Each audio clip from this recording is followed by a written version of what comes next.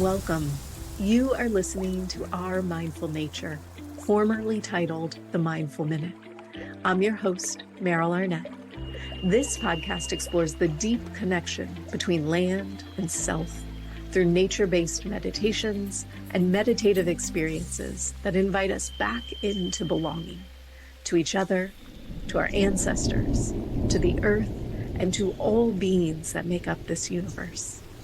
If you would like to access these meditation practices as standalone audio files, please subscribe to my newsletter at merylarnett.com.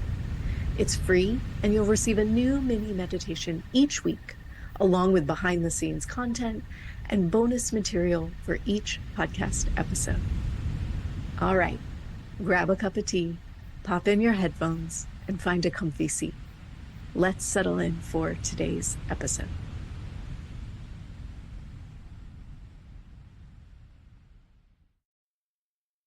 Hello, everyone. Welcome. Edges, boxes, and doorways. Poetry and mindfulness as a path to generative action. Whew. Today, as the final installment in our Edges meditative series, I have got an incredible interview for you. I am joined by writer, poet, memoirist, teacher, yogi, activist, and mother, Nadia Colburn. Nadia has recently released her newest book of poetry, I Say the Sky. And y'all know I love poetry. I love exploring the intersection of mindfulness and poetry. And as we start today's conversation, I want to share one of the review blurbs about Nadia's newest book, because I feel that it so perfectly sums up her work. The author of this blurb writes, "From the opening poem and on through this glorious book, Nadia Colburn strikes the difficult balance between celebrating the splendor of the world we inhabit and acknowledging the grief and devastation that none of us can escape. As much a book of love songs as a book of elegies, I Say the Sky is a heart-opening and mind-sharpening collection." I could not agree more, and I'm so glad to bring Nadia's work and our shared conversation to you today.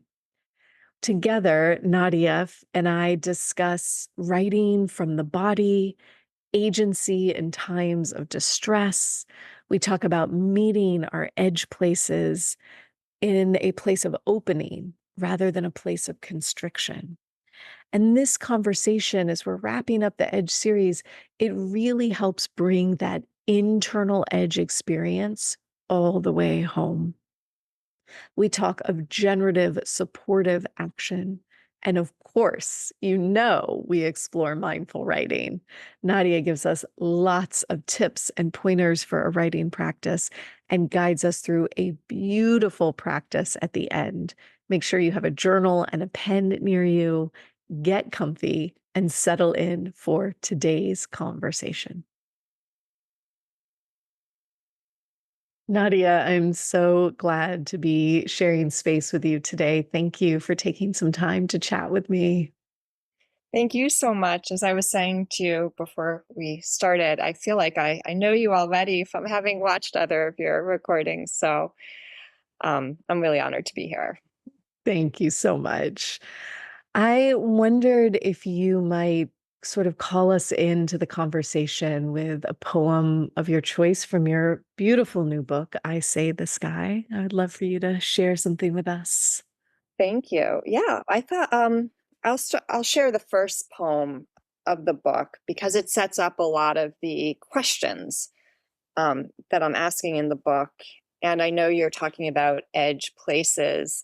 And so I think this poem is very much about the edge between suffering and joy and how to hold them, hold it all the contradiction, but without that space of like tightening into contradiction, but opening to just be more expansive. Mm. So the title runs into the poem, so I'll just read it. I think it is such a beautiful dawn, and my mind, which wants to hold things as they are, cannot hold this morning, 1st of April, spring too early this week by 3 weeks. The daffodils of my city spurred forward by the warmth. Cannot hold Brett, gone. Patrizia, gone. Not the marching clouds, not the sky that is perched, unaltering, above the clouds, not the methane leaks, not the whales, suffering the piercing sounds of votes. I reach out my hands, one and then the other, spread my fingers as light falls through them. Thank you. I love what you said about holding that space for contradiction in an open way. And I feel like this is the invitation I'm really wanting all of us, you, me, listeners, everyone, to explore in this month of Edge Places is like, how do we stay open? Such a beautiful, beautiful question. And before we dive too far into the world of poetry, I know that you have a deep contemplative practice yourself. You teach meditation. I'd love for you just to share a little bit about your own contemplative practice, what it looks like, where you learned. I'd love to hear a bit about it. Yeah, I think so. I consider myself a serious student of the teachings of Thich Nhat Hanh, and I also practice Vipassana meditation, and I'm trained as a Kundalini yoga teacher. So I really do have different practices that I bring together, which I think is one of the advantages to, being the 21st century American mutt, women too, like being able to both learn from traditions and move beyond them. Not beyond, but bring them together in different ways. Um, so I think my first real introduction to meditative practices was through yoga, actually. I had to move my body to learn how to slow down. It didn't come naturally to me. Um, Silent meditation was difficult for me at the beginning. And so getting there through that movement and then through chanting and then learning how to really sit in silence was a process. So I bring that to all of my teachings, to these different modalities. My original training was as a writer. And when I look back at some of my very early poems, I see all the kind of uh, a lot of the qualities of mindfulness that I didn't Mhm. have that tradition and that language for yet. But I think that writing itself, and especially poetry, asks us to slow down and to pay attention and see the connections between things in many of the same ways that more traditional mindful practices and meditation helps us do. So I really like bringing all these different traditions and experiences and modalities together. I love that you talk about that. And I am not a poet, although I love reading poetry. And it was so interesting because I kept finding myself drawn to, like, I want to interview a poet. I want to talk about this connection because it feels very mindful to me when I'm reading poetry. Like the level of attention is so clear. And yet, without having any experience, I'm like, am I making this up? Is this a mindful practice? And then here you come and you're like, I bring these together. I'm like, yes, of course, that makes so much sense. Mhm. Yeah. Yeah. And again, I think, there are so many different ways in, but poetry really asks us to pay attention, but also, again, because I'm a student of Thich Nhat Hanh and he talks so much about interbeing, that connection between all things. And then he talks about, how science actually reinforces the teachings of Buddha, who had Mm, that insight, sitting under the tree, just really paying attention, right? It's a form of attention. And that I think poetry also has that form of attention. And we notice, even you put one word next to another in one way, or you put one word, next to a slightly different word, and it actually creates something a little bit different. So you're always seeing that interrelationship mm. in putting together a poem. And that interrelationship I'm going to expand out a little bit because actually one of the things I love the most about the book, and I hope this is like a lovely compliment and not like you don't love the poetry the most, your postscript is so important. I'm so happy that I read all the way to the end because it just reinforced everything that I was feeling in my body from reading your poems. I was like, oh yeah, she's gonna like name it. And I just wanna, I mean, the whole thing is incredible. And I'm just gonna call out this one sentence. In contemporary America, where so much is siloed and segregated, there's sometimes a misconception that this inner work of self encounter is solitary, purely personal. But I believe that the inner leads us to the outer and the outer to the inner and then back out again. That idea of interbeing, of interconnectedness, and that individual and collective, you know, I really am struggling with this idea. Like, it's almost a false edge, right? Like we've created it as an edge, but it's not actually. That's my opinion, at least. I'm Yeah, curious your thoughts. yeah, I totally agree. I mean, it's like the mind body split. Like, what, you're going to take the mind and disconnect it from the body? Good luck with that. See how long you last with that one, right?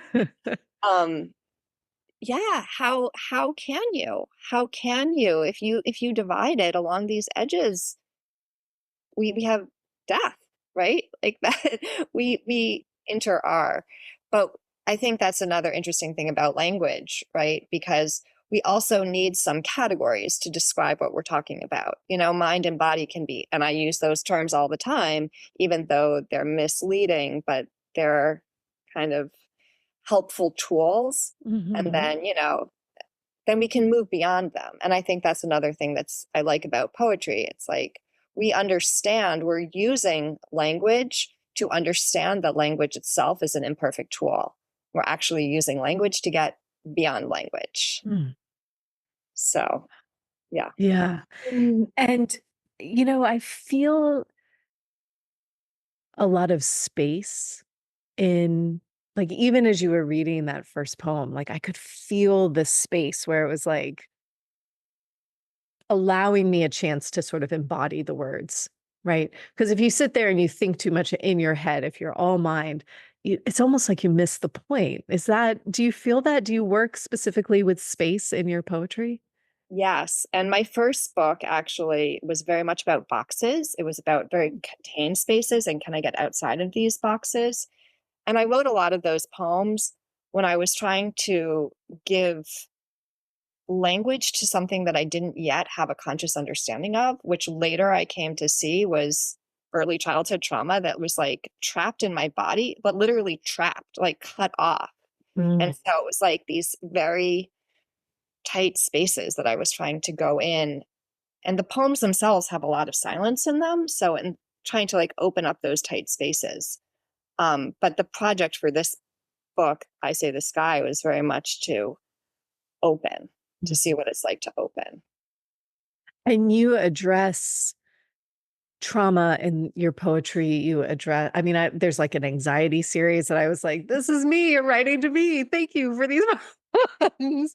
You address climate crisis and the grief and devastation as well as the beauty. I mean, you really do dive in. It's not like a book of just beauty, everything's so lovely.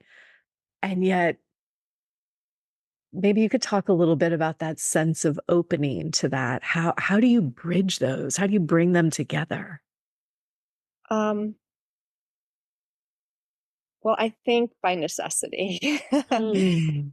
um, Being in a box is really uncomfortable. And if there is a way to something that's more expansive, that's a great gift. And I think that, you know, a mindful practice, these spiritual practices, these embodied practices, um, were like doorways. The writing practice, it's like a doorway in, you know, I have a poem called The Shortest Day of the Year Mhm. about, which is also my kind of subtitle of that didn't get in the book, but it's like Against Despair. Um, and there's, well, maybe it's very short. I could even read it, but there's a Please. tiny door in the poem.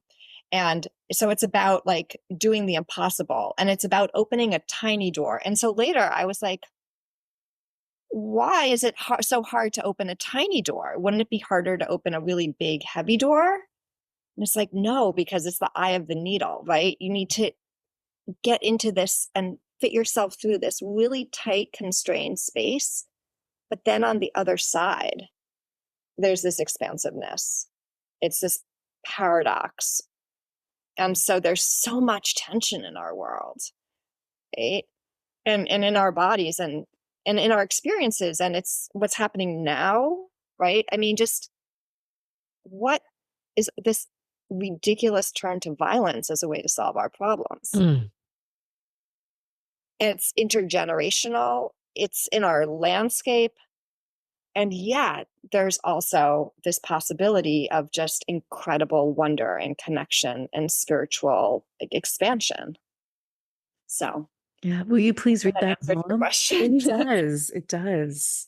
um, okay, on the shortest day of the year. So, on the shortest day of the year, even if there is only the smallest door made of stone with no handle, bend low, put all your weight into it. It opens onto the wide expanse of where you've never been, groundless, blue, and untranslatable. And there, just at the edge of your vision, a single purple flower booting down. Mm. It's, I think a lot of our meditation practice is a practice inviting us to learn how to mm, not have to resolve all the paradoxes, but just to say, here I am in this paradox, right? Like I'm willing to see it and name it. And I sense in your writing, like you're creating that invitation for us to go, oh, I'm seeing it, or I'm feeling it, I'm hearing it, and I'm just going to name it. Yeah. Yeah. And in the naming, there's this transformative power to move out of the kind of place where you're under it to a place of agency, a place of being being creative, having that Mm. energy and tapping into it, which of course is in our body, right? It's in those lower root chakras, where so many of us are damaged, Mm. right? Especially as women, but we can build that up. That's like the seed of our creative power. Will you talk a little bit about your creative process and how you write poetry? How do you write? Yeah. Well, honestly, at different times, it's a little bit different. But I try, and I also write prose. Mhm. So sometimes I'm really working more on a prose project, and sometimes I'm working more on poetry, and sometimes I don't know what I'm working on, and things just come to me. But with poetry, I have this method that I share with students, which I also do myself. I'll meditate, and then I'll read something, and then I'll write. And I'll kind of, it's a process of quieting that monkey mind, Mhm. grounding in my body, having a little bit of inspiration, and then seeing what wants to emerge. Mhm. I used to write differently, but that's what I've been doing recently. And I was really inspired by hearing Mary Oliver say that she would start every day by reading Rumi. So I've been turning to Rumi if I want to write recently, just trying Oh, to really I love that. guess. Yeah. I um I recently took just a very sort of light writing course with an author that I love, and one of the assignments that she offered was every night to take 10 minutes and write a list. And it could be like a list of anything you wanted it to be, but it could be like make a list of green things, make a list of vessels that hold water, like whatever. And I am obsessed with this practice. Like there's something about pushing yourself past the first like 5, 10 items, which are very easy to write. And then you're like, but there's still 7 minutes left on the timer. And I have to keep writing this list. And I just noticed that something about making that list, like both empties and then expands whatever it is I'm thinking about. And the list is whatever you want it to be. So it's naturally something that's already in your mind. It's been a really interesting little practice to add to the day.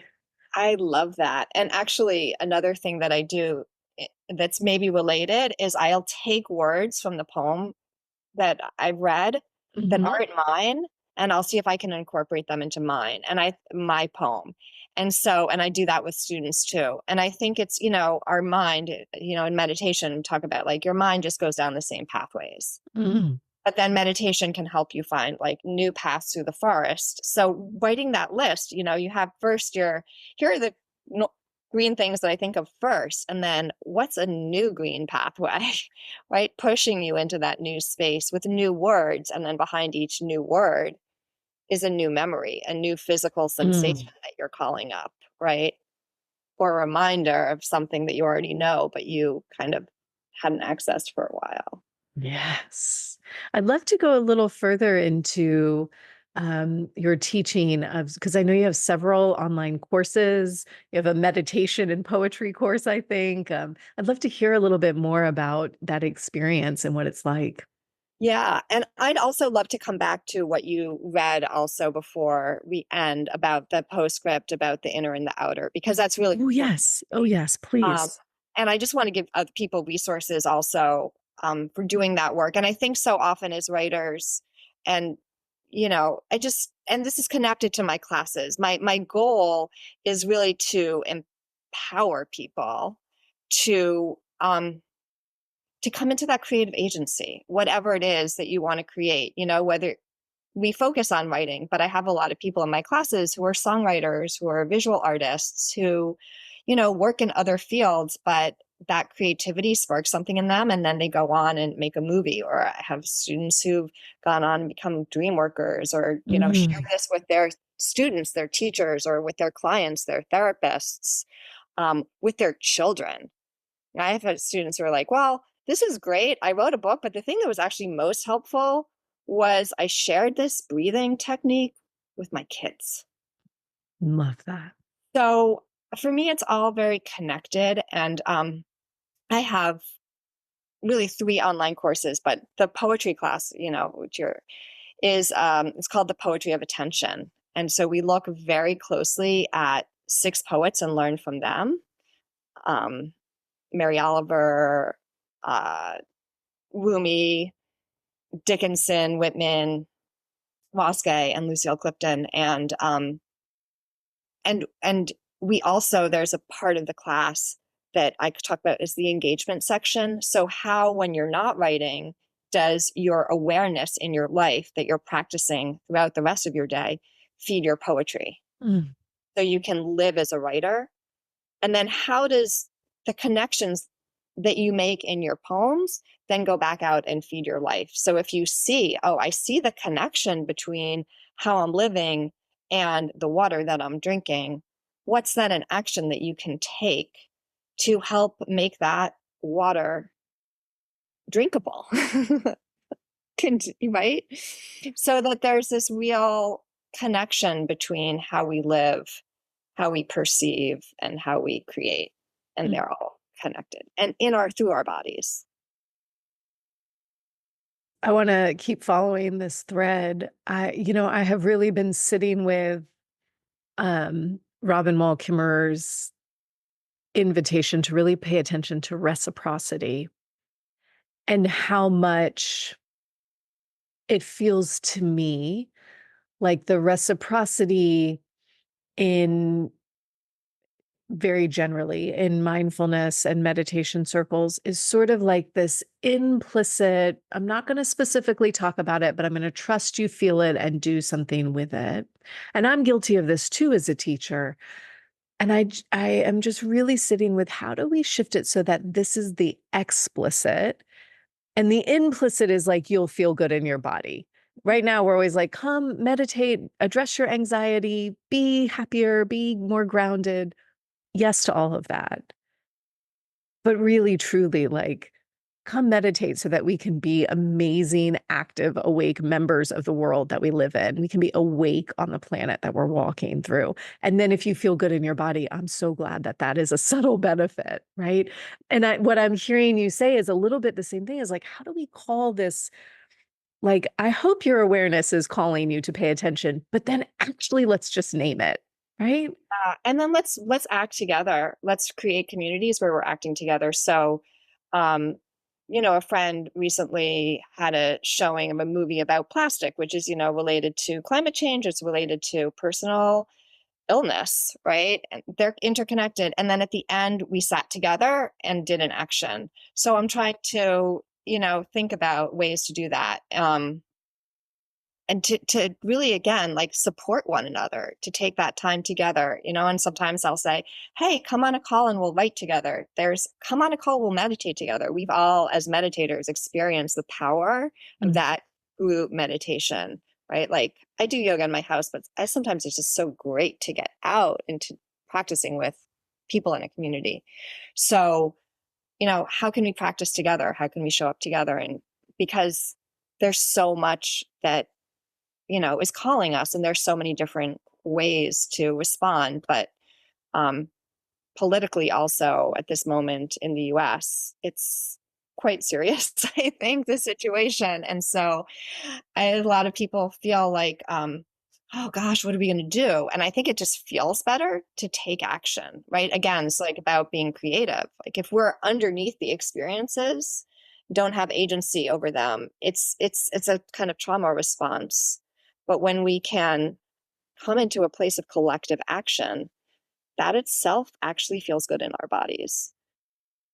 And I'm immediately thinking about what you were saying earlier about the feeling of being trapped in a box.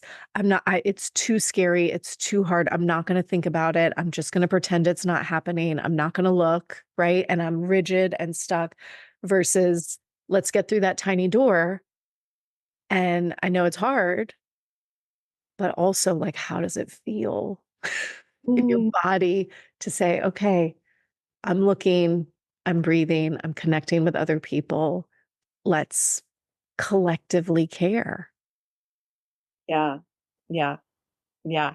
In Bessel van der Kolk's book, The Body Keeps the Score, there's an image of, like, post-disaster relief, like when and it's a juxtaposed image. One is people who are being rescued from some natural disaster, and they're just, like, stacked in these, like, beds.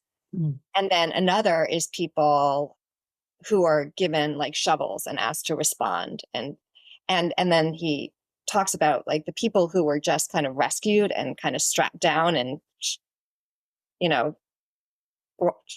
brought away, like, on a plane, didn't have agency. Their PTSD was much higher. Mm. People who were given shovels and were like, okay, you have some agency, let's together as a community rebuild. Ooh, I don't know if I'm going to cry. I have goosebumps. That's such, even not seeing it, but talking about it, that's such a powerful image and addresses so clearly the importance of being in our bodies, moving our bodies, right? Yeah, Oh. yeah. I want to just name this project that I'm really excited about. It's called Project Regeneration, and it has Mhm. an amazing website for anyone who's interested. It's made by one of the founders is Paul Hawken, who's also one of the founders of Project Drawdown, which maybe some people know about, which is about how to kind of combat the climate crisis, the environmental crisis, with all kinds of things, including, educating women, which is something I, like, care a lot about. But Project Regeneration, which has this amazing website, has all kinds of ways to get involved with practices that actually are regenerative practices. So restoring mangroves and restoring Mm. grasslands, and again, educating women, like, ways that we can work together to actually reverse so many of the crises that we find Mm. ourselves in through actual growth, like, through positive things, instead of just saying we need to stop doing this, which we need to stop a lot of things, but also tapping into the healing um, agency of the earth itself. which is, again, going back to Robin Wall Kimmerer's that sense in Braiding Sweetgrass of reciprocity and the ways in which people and the natural world can work together. Listeners, I'll be sure to link to this in the show notes so that we can all look at it. And, I'm one of the things I noted, and I don't know, I'd be so curious to hear actually if you see this as well in your classes, but what I see quite a bit in my live classes is such a sense either of despair or fatigue that it's there is a pretty strong sense of I just can't look anymore, right? Like I'm hanging on by a thread and I can't look. It's too much, which I so hear and I so feel. I think about and I write about, I do morning pages every morning, like I'm sure a lot of us do. And 9 times out of 10, it's just like, I can't, I'm so sad. Right. And one of the things I want to name,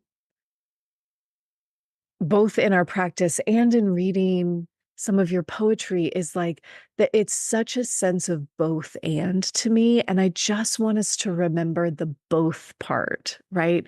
That it's not, this is only a happy poem or only a sad poem. This is not, I can look or I can't look.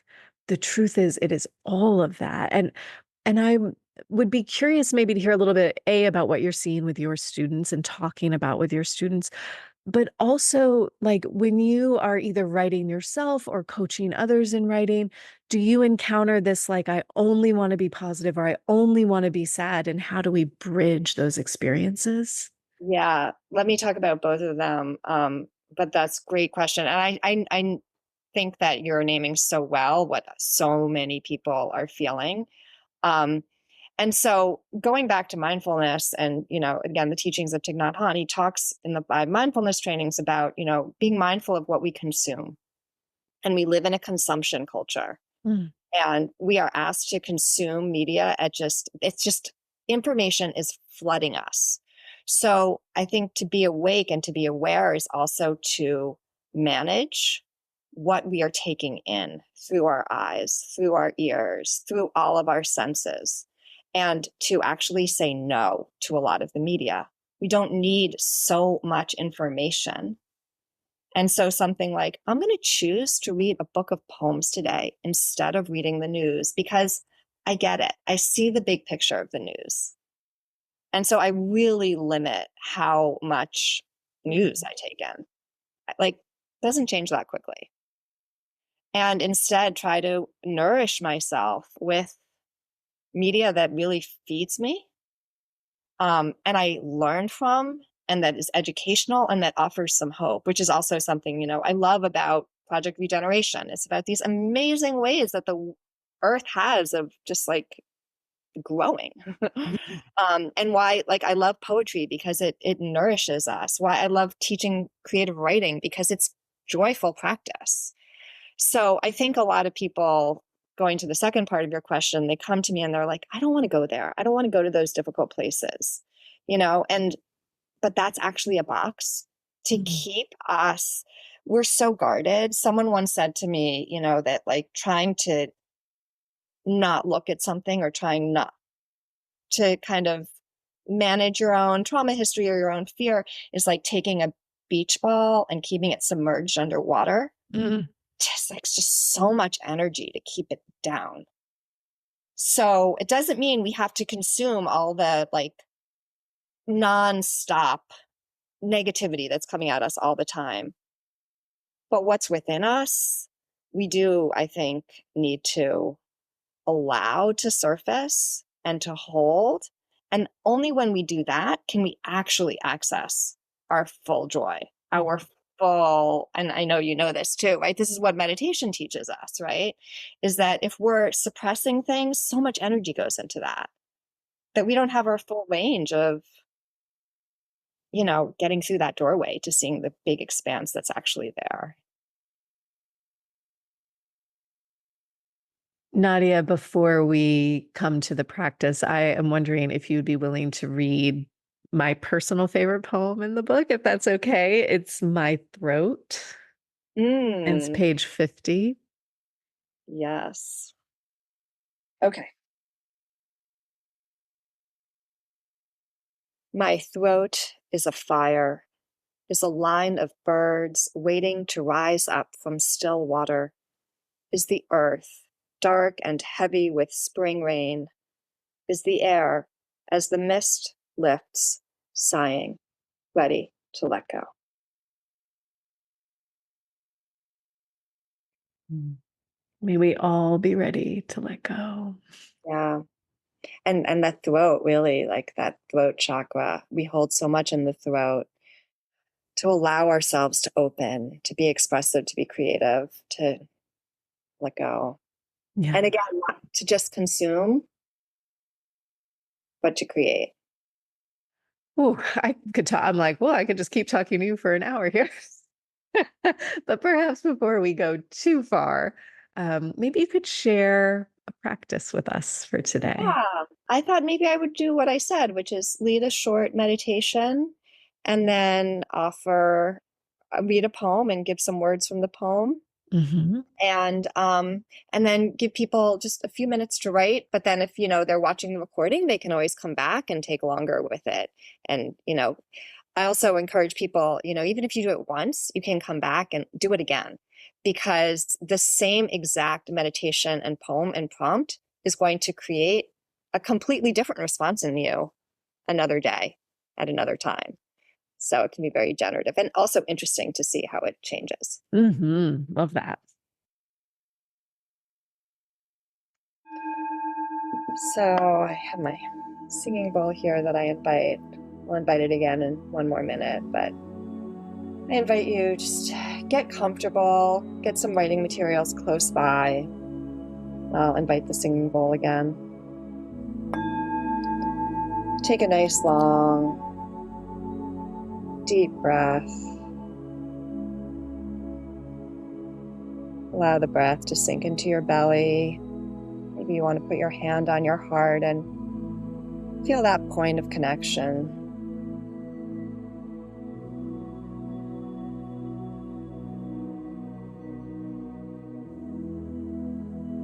We'll be here for a few moments in silent meditation. I invite you to follow the breath and see what it's like just to witness it without judgment.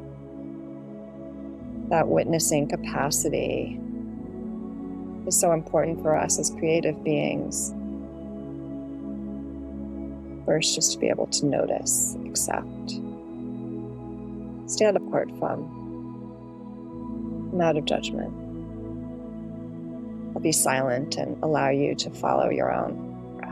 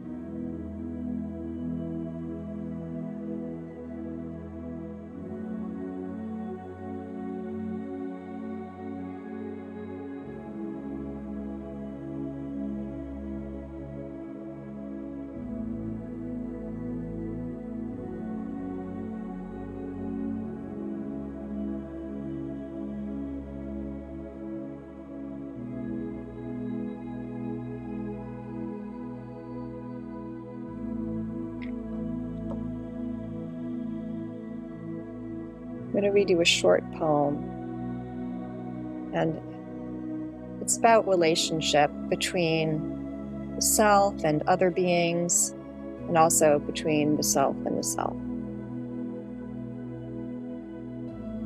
Outside, the sparrows are awake, and all the complications in my heart.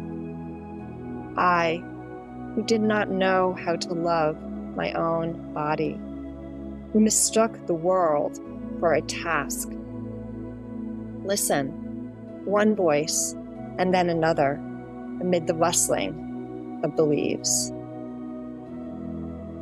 I'll read that again. Outside, the sparrows are awake, and all the complications in my heart. I, who did not know how to love my own body, who mistook the world for a task.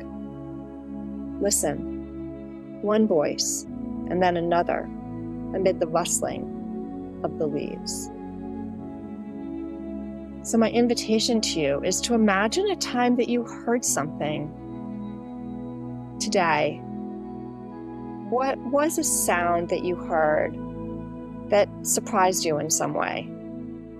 If you can't think of something today, maybe another time. And enter into dialogue with that, whether it was a voice outside your window, a child, an animal, the wind, the water.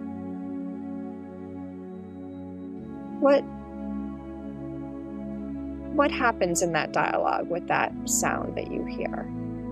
And if you want to use a few words to get you on a different pathway that you might not normally take, here are some words. You can use them if you want, all of them, none of them, some of them. Sparrows, complication, mistake, voice, and leaves. Sparrow, complication, mistake, voice, leaves. I'll give you a few minutes. Don't worry about making something great. Just do it as a process of discovery. See what emerges.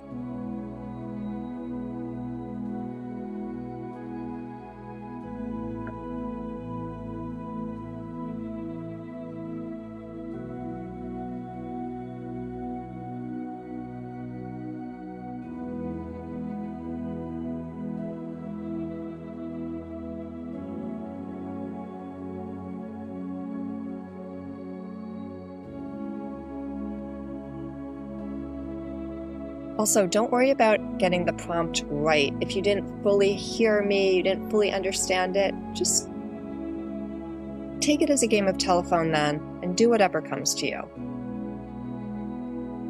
Right from the body.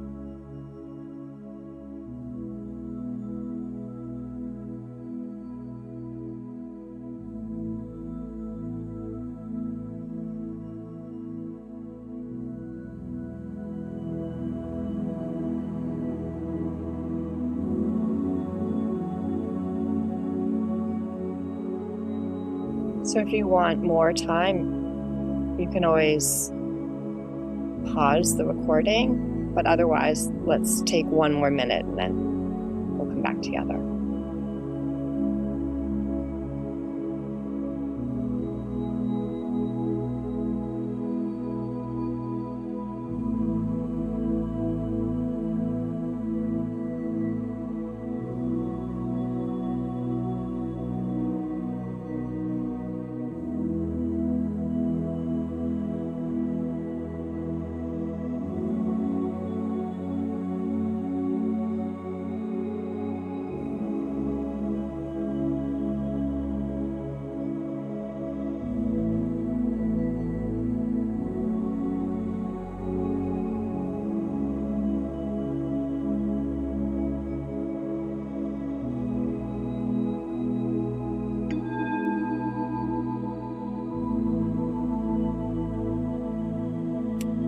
So I hope that was fun. Again, if you want to spend more time with this or come back to it later, I hope, you'll do that. You'll do what's right for you. If you work with the prompt another time, you'll have a different experience.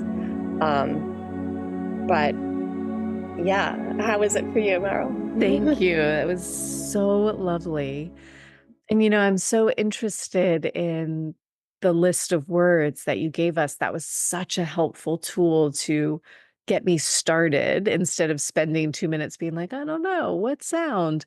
I immediately was able to go right where I was led in that moment. It was really helpful. It is an interesting process. I just kind of put things together. I was like, wow, this is a good little formula. And there's often incredible synchronicity between the prompt that I give and what people are thinking about or working with. And sometimes people are working on like a book long project, and then they'll work with these prompts. I'm like, oh my gosh, that was exactly where the next chapter needed to go. Or you have a problem in your life, and then it's like, prompt, oh my gosh, that was exactly Mm. what I needed to hear. So I think on the one hand, I think, we were talking about agency, and I think having agency is really important. But again, it's agency, but it's not control. It's like actually stepping out of some area of like, I need to figure this out. I need to have control over the situation. So you allow someone else to lead you. You allow something that wouldn't otherwise come in to come in. And then you get to kind of step out of your own way, and it's co-created with like the universe, And it's so open, right? It's one thing to be like, in 7 syllables and 1 sentence, use these 4 words. Go. So closed, right? As opposed to maybe one of these words sparks something. It's a really lovely invitation. Thank you. It's been such a joy to talk to you, Nadia. Pleasure. Yeah. Tell listeners, I know you have so many free resources, you have beautiful books, you write, you have courses. Where can listeners find more about you?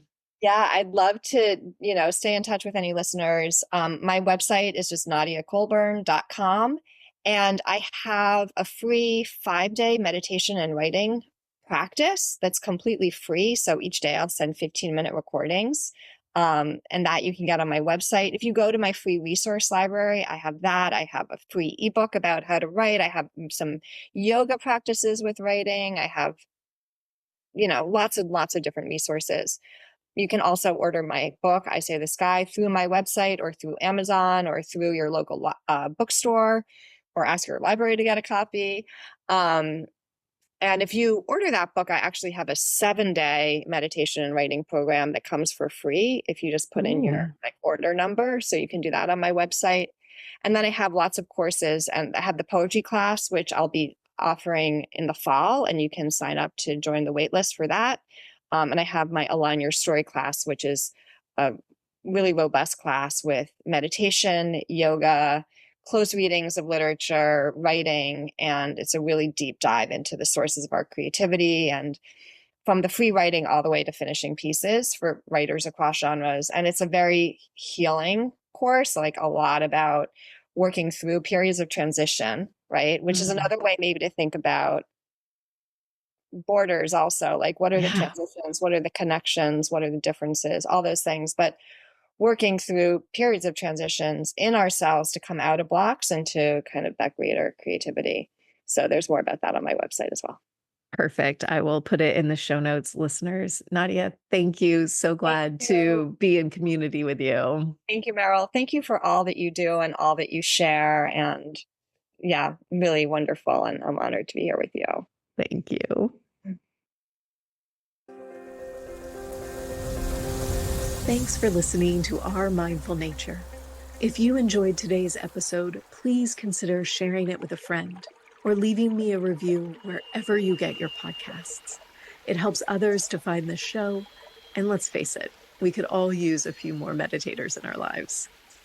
Our Mindful Nature is recorded on Muskogee land and produced with the support of Brianna Nielsen. Deep gratitude is offered to acoustic ecologists Gordon Hempton and Nick McMahon for the use of their nature field recordings in many of these episodes. To join my live classes, ask questions, or learn about my teacher trainings, please visit merylarnett.com. Thanks again for listening. I'll see you next week.